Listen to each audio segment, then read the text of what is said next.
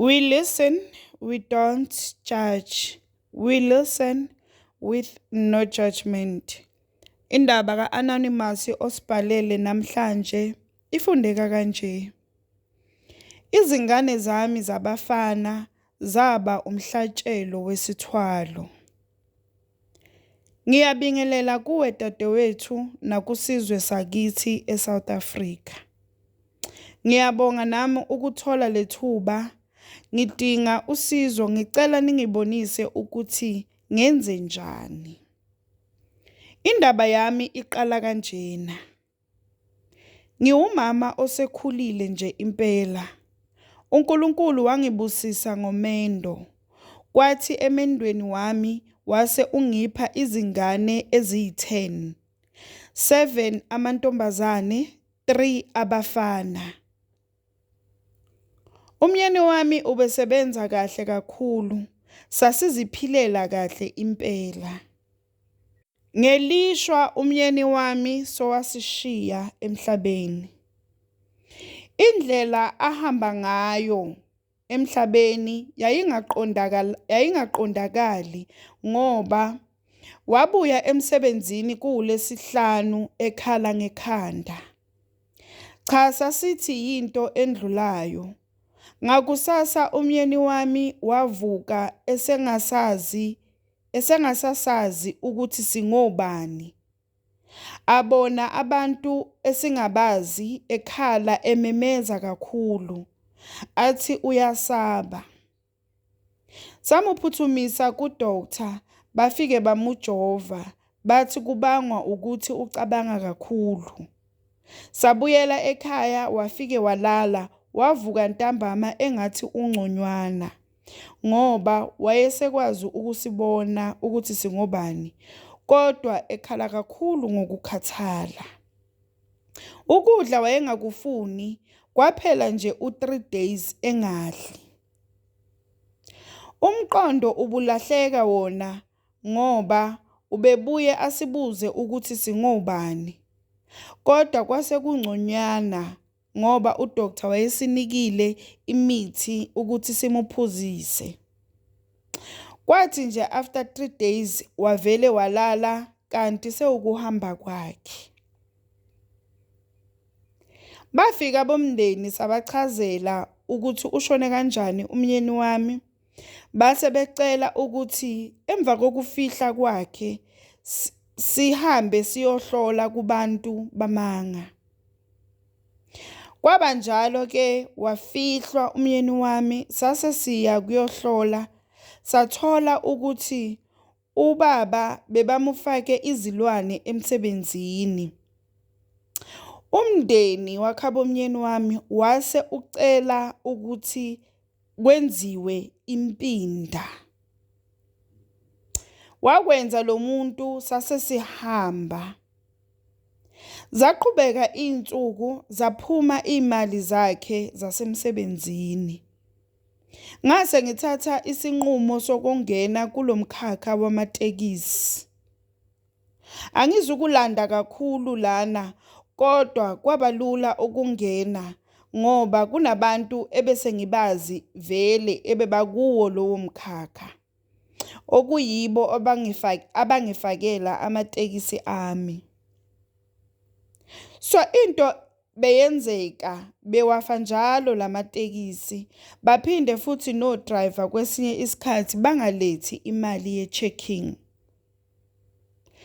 Wase omunye ubaba owangisiza ukufaka amatekisi wami, wangicebisa ukuthi kumele ngiyowaqinisa lamatekisi azoyeka ukuhlupha kanye nabo driver bazosebenza ngokuzimisela. Angicicizanga, ngabuyela kulo baba esasiye kuye ngendaba kamyeni wami. Wabe esengitshela ngezigubhu anazo ezingangisiza ngokwebhizinisi ukuthi lindlondlobale. Washo nokusho ukuthi nezingane zami zamantombazane zizogana ngoba vele akekho obekaganile ngaleso sikhathi. Akakuvezanga ubungozi balento kimi. Wathi kuzodingeka amanzi ezingane zami zabafana okugeza, ngoba phela bona bangamadoda, okusho ukuthi yibona aba-strong. Ngabuyela ekhaya ngahlala phansi nezingane zami zabafana ngazichazela. Cha, azibanga nankinga ngoba zazibona isimo ukuthi akuhambi kahle ngapha ematekisini. Angazichazelanga-ke ngokugana kodadewabo, ngoba nami ngathi lokho sekuyoba yibonus. Mina ngidinga lamatekisi angenise imali. Kwakuthiwe if bevuma kuzomele bangagezi for iviki lonke. Bazoze bageze makuphela lelo viki ngoba kudingakala insila yabo strong. Zakwenza lokho izingane zami, ngase ngiwahambisa amanzi kuye lwenyanga. Wafika wahlanganisa izinto zakhe, wabe esengicela ukuthi la kuzohlala khona lezi gubhu njalo ngelanga ngibeke imali emhlophe eduze kwazo. Cha, zasebenza kakhulu lezi gubhu, zazenza izimangaliso ngoba amatekisi ami indlela imali beyiwangenisa ngakhona. Ngapha lezingane zami zoyi-7 lezamantombazane zagana izinyanga zilandelana, futhi abakhwenyana aba-right nasemalini. Kwathi nje emva kweminyaka emibili washona lo baba owanginika lesigubhu. Kanti kuwo lo nyaka aqeda ukundlula ngawo emhlabeni ila kuzoqala khona ukudlala kwefilimu empilweni yami. Kwaqala indodana yami endala, wanquma izinkukhu zabantu. Sangakunaki lokho. Kwathi nje ngolunye usuku kusemini ngathola ucingo oluthi angiphuthume ekhaya. Uma ngifika ekhaya, undodana wami ukabhe izingane ezimbili zasendaweni ngocelemba, wazibulala. Ngifika indodana yami ingomunye umuntu isabisa umphakathi ngalocelemba ukuthi ozosondela nje uzomukapha. Kwabuya amaphoyisa amdubula unyawo ngoba ubeyingozi. Base bekhona ukuthatha lo celemba wase eyovalelwa, wagwetshwa udilika jeli. Ngazingcwaba izingane kodwa ngangithukile kakhulu ukuthi ngabe kwenzakalani. Kwandlula lokho ngase ngifuna umuntu ozongihlolela ukuthi kwenzakalani. Ngamthola. Kwavela ukuthi lo baba wenza izingane zami zabafana umhlatshelo walezi gubhu. Kanti futhi lesi sithwalo asijwayelekile. So nguye kuphela ongasikhipha.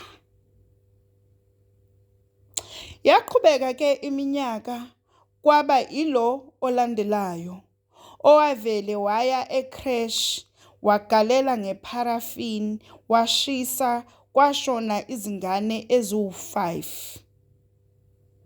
Naye waboshwa udilika jele futhi.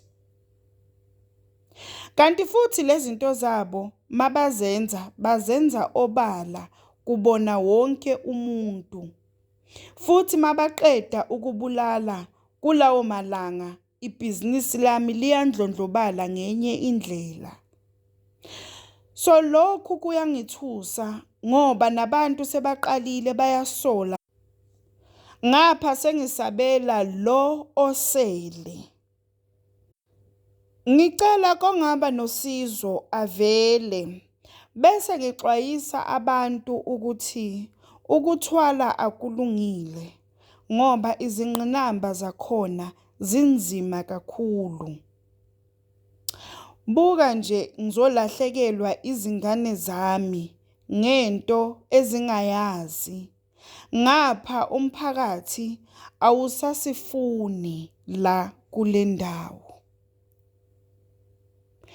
We listen, we don't judge. We listen with no judgment. Sacela usitshele ukuthi ucabangani ngendaba ka-Anonymous osibhalele namhlanje. Sacela ungakhohlwa ukulike nokusubscribe. Ungakhohlwa ukuthi ukusubscribe it's for free. Awubhadali lutho. It's for free.